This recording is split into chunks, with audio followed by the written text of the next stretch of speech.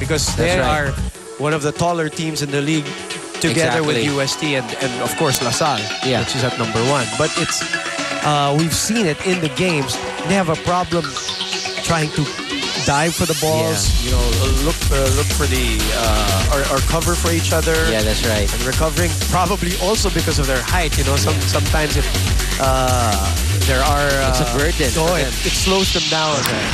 But that's where Amanda and the others come in. Because it might be unfair to just say, diba, it's Amanda. Of course. Not her fault entirely. She's the anchor of that defense. Right. There's no question. Start of our game, UP to serve with obviously Del Mundo. All in her hands. Well, the defense could be split up into two. Of course, that's the defense on the net or over the net. So the blockers are in charge of that. And of course, the floor defense for the backliners. Exactly. Just like that. You expect Ortiz to attack in the middle. The blockers were there, but the floor defense, they have to support the middle, the blockers, because it's not going to be 100% that they're going to have a touch or a block, offensive block on those attacks from UST. For UST, NU was an incredible bounce-back game for them. Not because they just simply bounced back, but they needed to put away NU in 3 sets for their confidence. You know, after, because if you really look at it, other than the Ateneo and LaSalle game that they lost, prior to the LaSalle and Ateneo game was the NU game, which they were at match point. That's right. NU had them at match point. So to go up against NU again and probably go through 5 sets, a tough one again, is, even if they won that, you know, parang... That's right. And you know, NU during that game was smelling blood. Yes. After, you know, the 2 straight losses by UST. Ito na ang pagkakataon. They had the chance to really get back at UST. But, you know, UST having the heart of a champion. Parang napikon eh. It's not personal. They just needed to bounce back and bounce back in a big way. More from UST, from Jessica Mendoza now. When the number 2 team in the league goes up against one in the lower ranks, Boom, you'd think that they'd be a little bit more confident and have a little swagger with them. But Coach Shaq De Los Santos is actually saying that he still has a few concerns. Injuries, he said, lalo na yung kay Isa. He also is worried about UST's upcoming 400-year celebration happening this week already, citing it as a potential distraction from training. But he does believe that the Tigresses are skilled and conditioned enough to close out a win today. Boom and Ian? Thank you, Jessica. We mentioned that, Ian, the fact that health is also an issue. You know, to sustain a championship or to defend a championship or to go for a championship, there are a lot of factors involved. You know, your skill, your training, your practices, but health and luck, you know, sometimes has a nasty way of creeping up. And UST not the healthiest of teams right now. And it's hard for them because, Ian, they're also not the deepest of teams right now. That's right. Not right now. They used to have one of the deepest benches, but for this year, well, they've got their fair share of rookies that really, you know, are inexperienced when it comes to this level of play. So that's another factor. Plus the fact, sinabi ni Jessica, the quadricentennial celebration of UST, big deal with the university. So probably the focus of the universities, you know, for that celebration, and a lot of distractions with girls. I remember when we were playing, we didn't get injured on the court, but the thing that was injured were our grades. Okay, so we're going to go with a Doc Ian Laurel reference to the time that you were playing. I really was going to avoid that, but you brought it up, so that means I have the right to today. Pero let's go to Ricky Flores first from report from the UP side. You know what, Boom and Ian, it's funny you should mention the sickness and the health now. The last few games of the UP Lady Maroons were, as the coaches put it, a string of bad luck for them.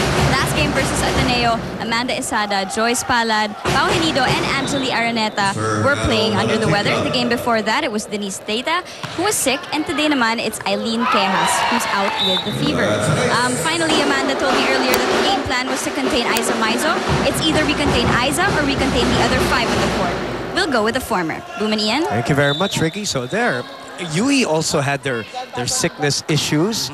Ricky brings up a very relevant player in Gas, of course, their tallest player. And they would have needed her for today's game against UST or any other game for that matter. With Aiza Maizo in the middle, or probably Ortiz, whenever Ortiz is in front. So the cliche, when it rains, it pours. Definitely something appropriate right now for UP.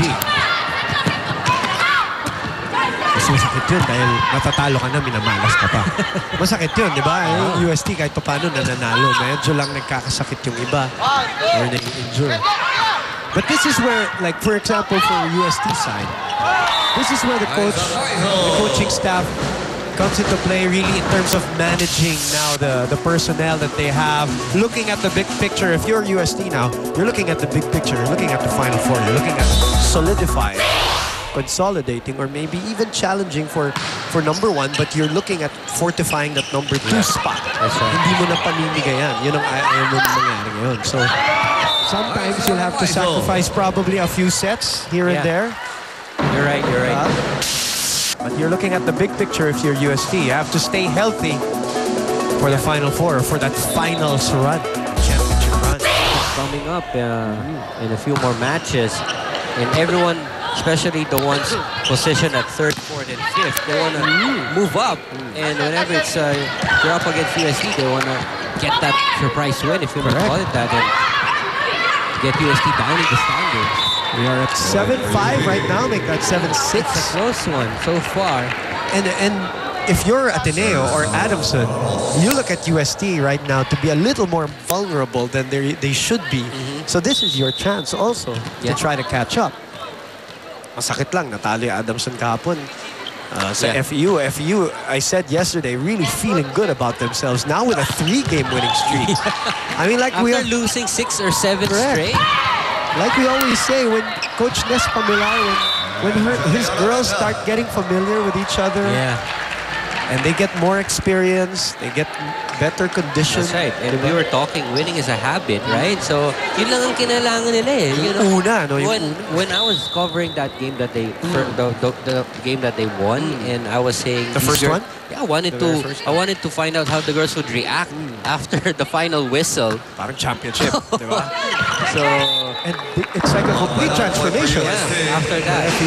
So a couple of surprises here in the tournament that only make the tournament more exciting as we go down the wire here in the second round. Back in a moment.